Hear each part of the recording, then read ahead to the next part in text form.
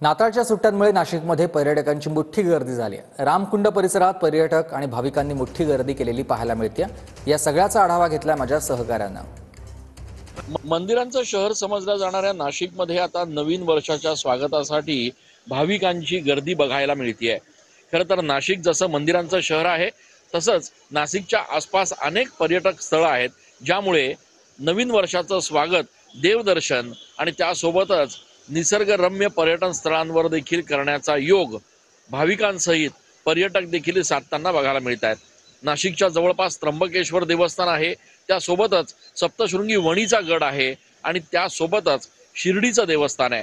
त्यामुळे नवीन वर्षाची सुरुवात देवदर्शनानं करतानाच नाशिकच्या आसपास भंडारदरा, त्यासोबतच इगतपुरीसारख्या निसर्गरम्य ठिकाणी मनसोक्त पर्यटनाचा आनंद देखील लुटताना सध्या पर्यटक बघायला मिळत आहेत। एकूणच नवीन वर्षाच्या स्वागताचा हा देवदर्शन आणि पर्यटनाचा योग भाविक सध्या लुटत असल्याचं बघायला मिळतंय। मात्र या सगळ्या गर्दीमुळे नाशिकमध्ये वाहतुकीची कोंडी मात्र झाली आहे आणि त्याच्या नियोजनात पोलीस मात्र अपयशी ठरत असल्याचं बघायला मिळतंय।